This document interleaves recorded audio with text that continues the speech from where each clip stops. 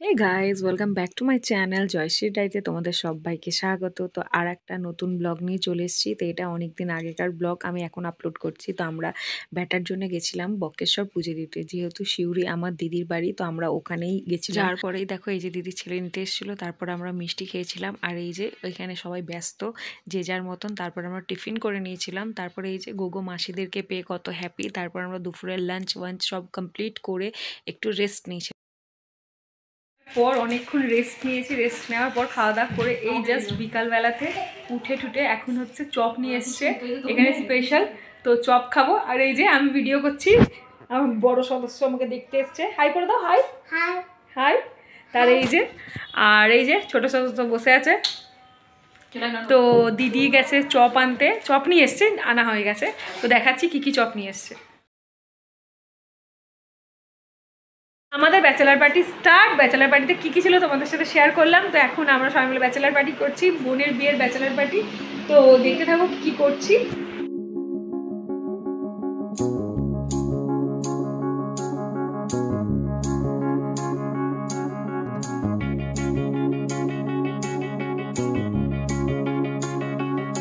Find the real me. So let's go. Seize the feeling. 'Cause you know it's time for the meaning. Now we show we're coming to win it. It's me, it's me, it's me, it's real me. It's me, it's me, it's real me. It's me, it's me, it's real me. It's me, it's me, it's real me. It's me, it's me, it's real me. It's me, it's me. Start, এটা morning start হয়ে গেছে। তো এখন আমরা যাব হচ্ছে একটা জায়গায়, সেটা দেখতেই পাবে কোথায় যাচ্ছি। আর এই যে তেজসোনা এখন ঘুমাচ্ছে,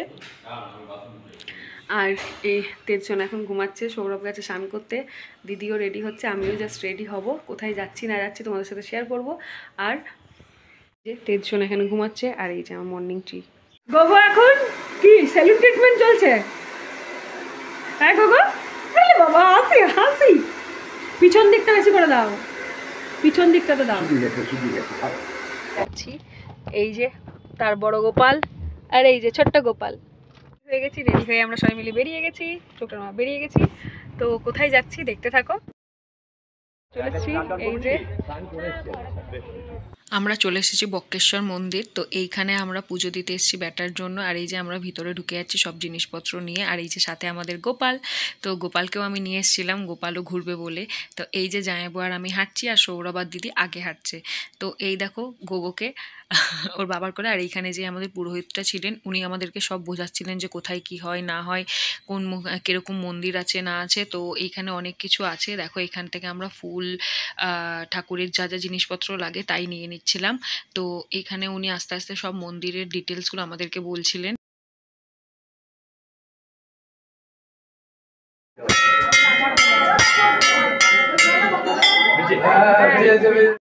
মন্দিরের ভিতর আমরা ঢুকে পড়েছি। তো এখানে অনেক লাইন ছিল, সবাই আসে পুজো দিতে। তো আমরাও আস্তে আস্তে লাইন ক্রস করে এই যে ভিতরে ঢুকে পড়েছি। দিদি আর সৌরভ তখনও লাইন দিয়ে আছে, আর আমাদেরকে ভিতরে বসিয়ে দিয়েছে। তো আমরা গোগোকে আর গোগোর দাদাকে নিয়ে ভিতরে বসেছিলাম। তারপরে এই যে তেজ ওর বাবার কাছে চলে গেল, আর এই যে ঘুমটে নিয়ে খেলা স্টার্ট। ও দেখে কি মজা পাচ্ছে। তো প্রথমেই আমরা বাবার পুজো দিয়ে দিয়েছিলাম, তারপরে আমরা মায়ের মন্দিরে চলে গেছিলাম। তো ১ বছর আগে আমরা গেছিলাম যখন, তখন আমি জানতাম না যে আমার গোগো আমার কাছে আছে। তো মায়ের জন্য আমি সব কিছু ঠিকঠাকভাবে পেরিয়ে আসতে পেরেছিলাম। তো ভালোভাবে যে যাতে সব কিছু হয়েছিল, তার জন্যেই মায়ের কাছে পুজো দিতে আসা। আর মা আমাদেরকে ভালোভাবে রাখুক এটাই চাই। তো পুজোটা দিয়ে আমাদের মনও শান্তি হলো, আর ভালোভাবে পুজোটা দিতেও পারলাম।